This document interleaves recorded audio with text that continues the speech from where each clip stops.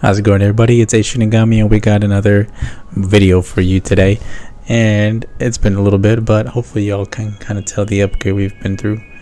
But yeah, I just wanted to go over a few things that we got going on today. I'm gonna be talking about the Flash and how it's doing, basically overall, as well as probably go over the Elemental as well. Now, from what I got here, the information. We got the Flash sitting at a very slim 55 mil at their domestic sales. Now, as far as the international, it says it's setting at 75 mil from the international market, but even then, that's honestly a pretty bad reception, especially when you're taking into account that this is supposed to be a another superhero movie after all the superhero movies fatigue, basically, if you want to call it that we've been having in the past few years, or the past 2 years, whatever. It's all kind of culminating up to this point right here with the Flash, and it's basically trying to do what No Way Home did, but worse. In some aspects, some people are going to definitely enjoy it. Now, from what I could tell, if you're a normie, you're probably going to enjoy it. You're going to find some parts confusing. But the biggest thing that is affecting this movie, I would say definitely, is the CGI. Something you cannot look past is the fact that the CGI for this movie is god-awful. The directors already claimed that, this is the intention. It's supposed to look bad, but honestly, it's more of they're trying to sweep that under the rug, brush off the criticism that they're getting right now, and just claim that it's not really that. But we all know that it's basically that. You know what I mean? There's no way that you can really make that argument at this point when a lot of the main scenes that have other characters as cameos, they're basically just CGI plastered on like a mannequin or whatever you want to call it. It really is not as immersive as you would think it would be, especially when you had No Way Home actually bring in the people from the time frame that they were in, still in like that certain last moment before death. They plucked them out of that their point in time, and they were confused. They were conflicted. Some could say they weren't the exact ones from that universe, but like alternate universe versions of that one. But it still makes sense. Okay. Now, with the version that they're trying to go here with the Flash, their version of time travel, fine. But I definitely think the disconnect here also that a lot of people have, if they do know or haven't known, is Ezra Miller. The dude hasn't been on any press tours the whole, past few months that the movie was getting promoted. He was only on the red carpet, or whatever, the premiere for The Flash, right? And then another thing to take into account, the director already went to claim, he's a great actor, this and that, we'd love to work with him for a sequel, and we already know that that's basically just, they know the criticism that they're gonna get, and they're just trying to be like, no, why, we're fine, it's okay. But in reality, they're not, okay? It's pretty self-evident the way they've handled him not being on any of the press tour, the CGI looking as bad as it is, the multiple delays that it had, because of COVID, whatever. And then you had the other thing with the rewrites of the film, and you're looking at a pretty jumbled mess here that they had to release no matter what. They couldn't use this as a tax write-off, right? They already did that with Batgirl, Batwoman. They couldn't do that for a film like this big. We already know there were scenes cut out of it from Henry Cavill and Ben Affleck, so it's there. It's known that they were in the film, right?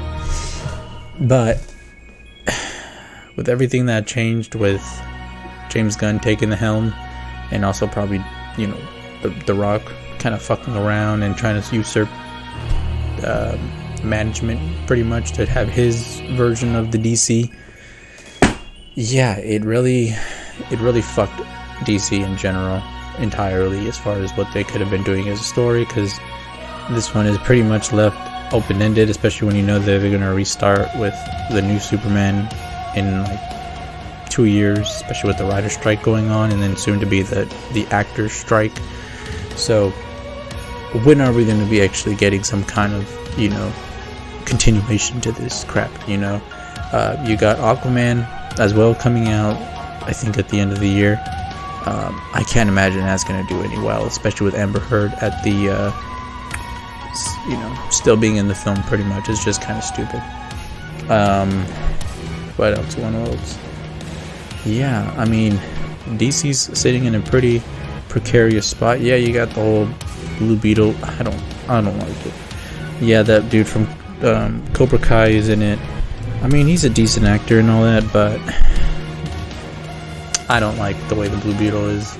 They probably should have gone with something a little bit more, I don't know if I want to say plausible or feasible, but something about like how the beginning of the MCU started out, where they had physical props, the armor was real for Thor, the helmet, the fucking armor and all that shit that they were wearing, and none of it was CGI, right? And then Ant-Man, he had his helmet that actually came over. It was all legit, right? It was all actually practical effects. But now everything is CGI, everything is just nanotech. It's not practical, it's not trying to use physical objects as a storytelling thing, right? None of these people are actually like mechanics as they used to be. And it just gets really, you feel very distant from these characters, right? And especially with the Flash, this dude is fucking bizarre, bonkers, right? It's already sitting at 55 mil domestically, when you had, even Ant-Man, I think they were at 70, I think they were at 77, something around there mil, for their opening weekend. I don't imagine it's going to be doing too well.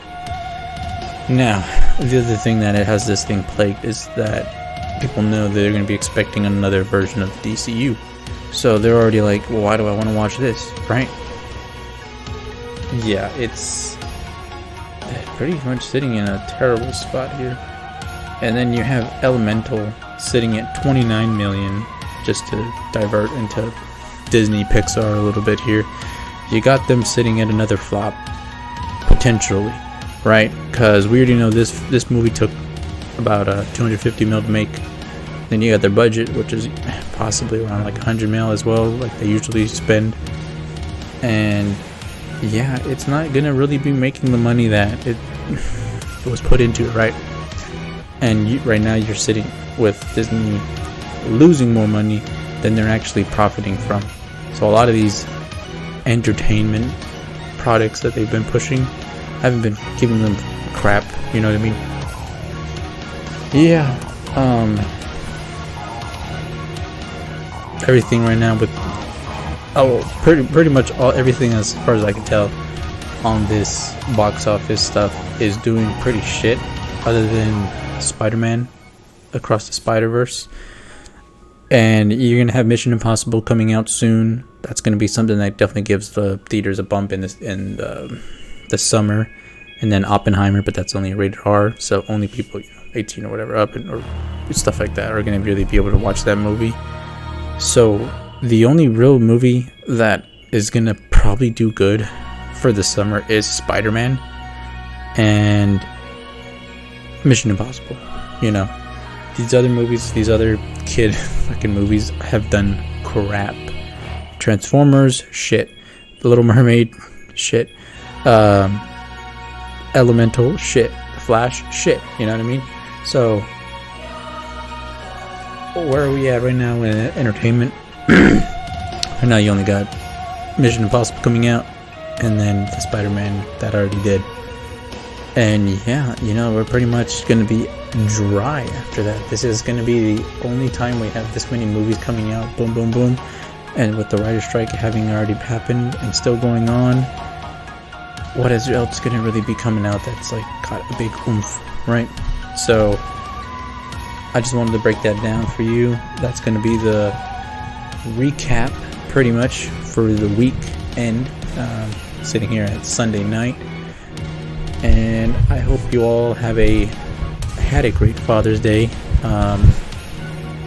have a good night, good evening, and good morning wherever you're at, whenever you're watching this. I'm Ace Shinigami signing out, and I will catch you all next time. Adios.